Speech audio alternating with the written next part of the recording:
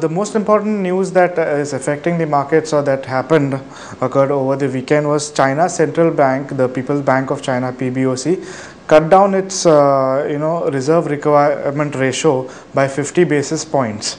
Now, this has an effect wherein it has reduced the cash holdings that banks are required to keep with themselves, thereby increasing the cash flow, the liquidity into the market.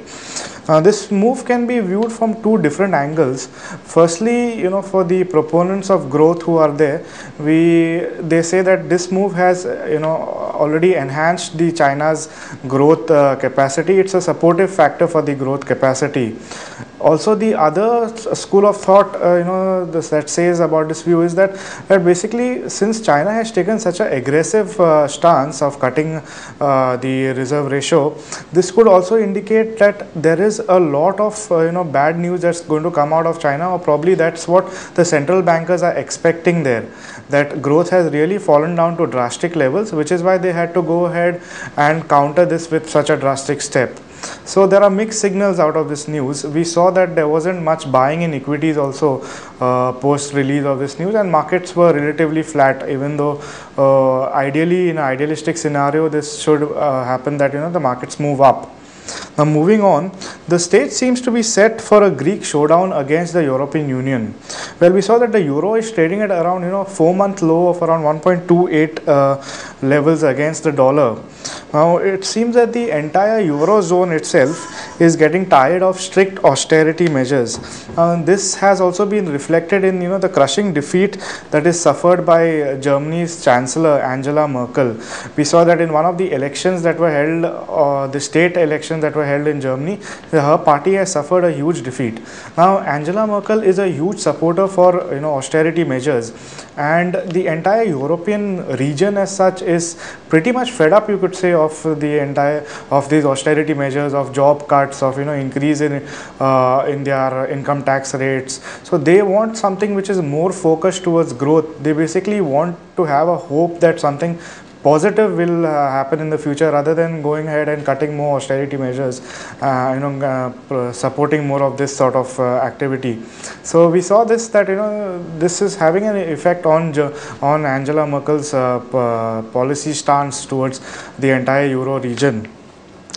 Basis this, we further ascertain the view that the euro will fall more. And we see that also in INR terms, in rupee terms, the euro will fall and is only holding because of the dollar rupee cross currency rate that is there. Because ultimately the other pairs of currency, their rates are derived from the dollar rupee rate, as we do not have it's not a full conversion kind of a thing. So we get the rates from the dollar rupee. So if dollar rupee is strong, then internationally also if the currencies fall. However, on the domestic front, we see that they hold on due to this conversion factor. Now, the US dollar also is expected to continue its upward trend against the rupee. We expect the RBI to probably intervene at around 54 to around 53.80 to 54 levels in the market.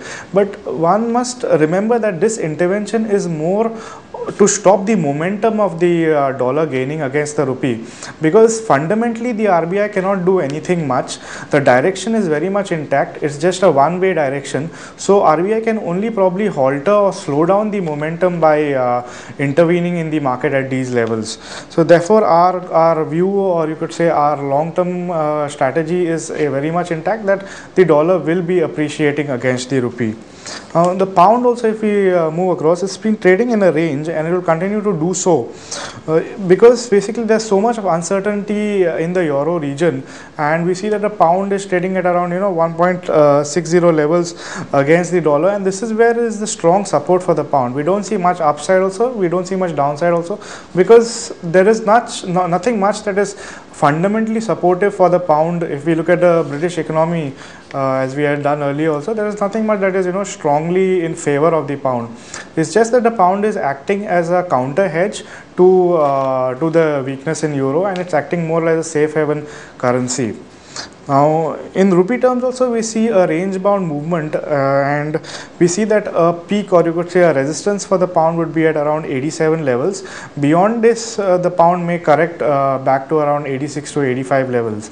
But this is the trading range that we forecast for the pound.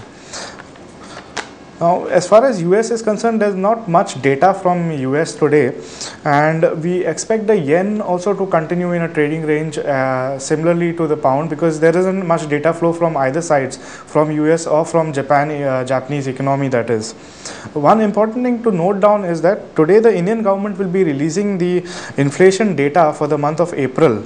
Now, we saw that the IIP data which came in last week, the industrial production data, was very weak, and if inflation also rises along with this, this will cause a big problem for the Reserve Bank of India, because they at present itself, we have a forecast of around 6.70 levels for the inflation.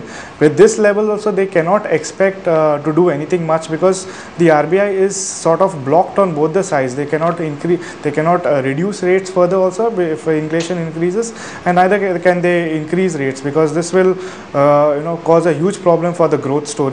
So we can see that there isn't any much room left for RBI to tinker with the rates. However, if the number is reported as miraculously, was what the word we are looking out for, is miraculously below this figure of 6.70, the RBI may go in for some sort of easing and some sort of liquidity flush into the system. Looking at the technical levels for today, well, the May contract of the dollar is trading at around 53.7850 levels. We saw that even though the dollar had gone down, it has recovered all its losses as such, and is trading again towards the upward trend itself.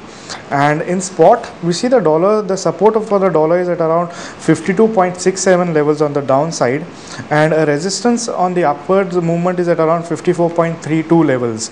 This is the same resistance which the dollar could not break last time around also. At around 54.30 levels, it gave a hit back. Trend of the dollar at present is bearish in the short term, that is, but in the long term we hold a view that fundamentally the dollar will move up.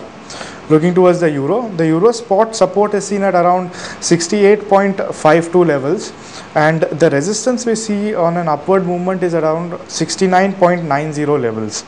Now, trend of the euro is bearish.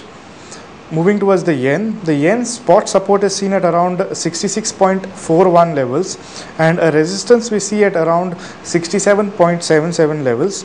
Trend of the yen also is bearish. It's more of a range bound movement is actually what we are looking at. And for the pound, well, the trend is bearish, and in the support we see a support in the spot market at around 85.17 levels, and a resistance we see on the upward movement at around 87.19 levels. Well, that's it for today. Thank you.